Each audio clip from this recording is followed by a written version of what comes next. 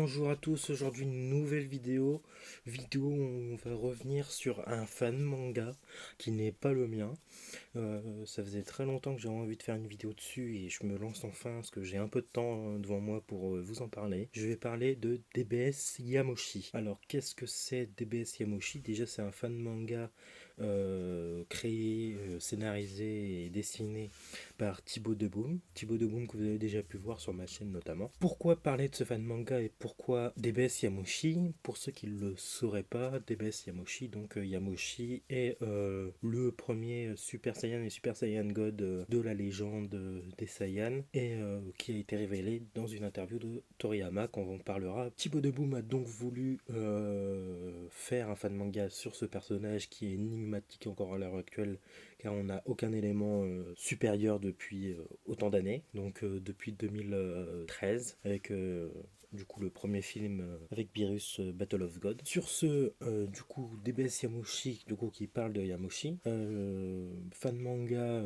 fait en 2019 par Thibaut Deboum. Il explique bien du coup que c'est un fan manga autour de l'interview de Toriyama qui parlait de ce personnage énigmatique et le premier Super Saiyan et Super Saiyan God. Il a donc fait un fan manga autour en mettant sa vision du personnage et sa vision de ses camarades. Car oui, Yamoshi avait du coup des camarades à l'époque. Ça se articule sur une 150 pages environ, avec 5 chapitres. Le dernier chapitre étant un peu plus conséquent que les quatre derniers. On va y retrouver également des clins d'œil du coup à Dragon Ball Heroes avec Notes et j'ai oublié l'autre avatar. On va également retrouver Charlotte et Giblet, donc Dragon Ball Legend. On va également avoir un caméo de Shield. Donc Shield, c'est l'ancêtre de Freezer qu'on voit dans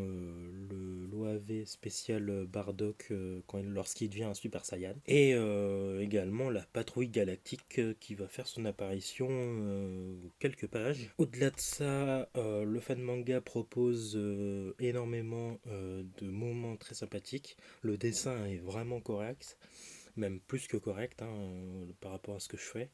Euh, c'est vraiment plaisant, il y a vraiment une intention de bien faire et une volonté de partager une histoire qui est vraiment très omniprésente et ça rend la chose beaucoup plus sympa. Sans trop vous spoiler, on va également revoir la forme Ikari, donc la forme de Broly dans DBS Broly de 2018, avec ses yeux jaunes et où en gros il concentre la forme comment dire, il concentre la forme Ozaru en étant toujours humanoïde. Cette forme d'ailleurs, Ikari, va être pour une certaine classe de la société, sachant que le parti pris, c'est que ce sont les Saiyans de l'époque, ce sont des chasseurs et commerçants, très peu conquérants et très peu commerçants avec d'autres espèces. Et également, une dernière chose, on va avoir le roi Sadara, car pour ceux qui ne sauraient pas ou qui auront oublié, les Saiyans avant d'être sur Plante étaient sur la planète Sadala, c'est notamment la planète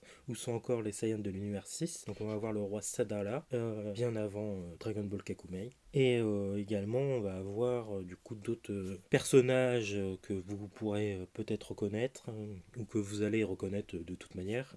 Et je vous en dis pas plus, voulant que vous découvriez vous-même cette histoire. Sur ce, on va d'abord revenir un tout petit peu aussi sur l'interview de Toriyama qui date de 2016-2017 environ, où il expliquait le Super Saiyan légendaire et du coup un peu plus sur Yamoshi. La question qui lui avait été posée était: est-ce que le Super Saiyan légendaire qui craignait Freezer était le Super Saiyan God qui est apparu dans Battle of God? Dans un certain sens, ce sont les mêmes personnes. C'est-à-dire, il y a très longtemps, avant que la planète Vegeta ne devienne la planète des Saiyans, il y avait ce type qui s'appelait Yamoshi, qui avait un cœur tendre malgré qu'il eût été un Saiyan. Lui et ses 5 camarades ont commencé une rébellion, mais il s'est fait encercler par des guerriers et est devenu un Super Saiyan pour la première fois. Et sa transformation ainsi que ses compétences de combat terrifiantes ont choqué les autres Saiyans. Dépassé en nombre, Yamoshi s'est vite épuisé et a été battu. Mais c'est là seulement le début de sa légende. Après cela, l'esprit de Yamoshi a continué à errer à la recherche de 6 valeureux Saiyans au cœur pur cherchant un nouveau sauveur, le Super Saiyan God. Super Saiyan God, du coup, qu'on revoit avec le rituel dans Battle of God avec Goku, qu'on revoit aussi au début de la série DBS Dragon Ball Super. Deuxième question qui lui avait été posée, et pourquoi Beerus cherchait le Super Saiyan God? Beerus a probablement eu des infos sur l'esprit d'Oyamoshi dans un rêve prophétique. Le fait est que c'est enregistré dans un livre Namek des légendes, car l'aîné de Namek est sûrement devenu ami avec l'esprit d'Oyamoshi. Ainsi, de cette interview, Thibaut Desboum a réalisé son fan manga en s'inspirant de cette interview de différents éléments qui étaient évoqués, notamment ses 5 camarades, notamment la transformation en Super Saiyan God, la transformation en Super Saiyan. Également, on aura la légende, le livre Namek des légendes.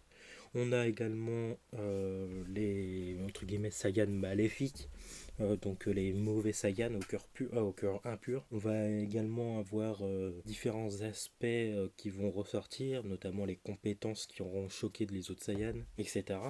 Le tout ceci a été agrémenté pour créer DBS Yamoshi, qui est un fan manga très appréciable, qui est vraiment une perle parmi la tonne de fan manga qui peut sortir, et qui en plus de ça permet d'avoir une vision un peu différente et éloignée sûrement de celle que Toriyama avait en expliquant ceci, mais néanmoins cohérente et qui permet de raconter une histoire autour d'un personnage où on n'a toujours aucun élément après autant d'années, donc quasiment 10 ans. Donc du coup c'est quand même appréciable et je vous le conseille vraiment. Je vous mets de toute manière le lien en description et je vous conseille vraiment d'aller le voir à tout prix, car c'est vraiment un bon fan manga qui mérite de la lisibilité et en plus de ça qui propose un aspect visuel hors du commun que j'aime beaucoup, qui est vraiment original et qui reste un peu Dragon Ballesque tout en étant un petit peu éloigné, et en plus il y a quelques refs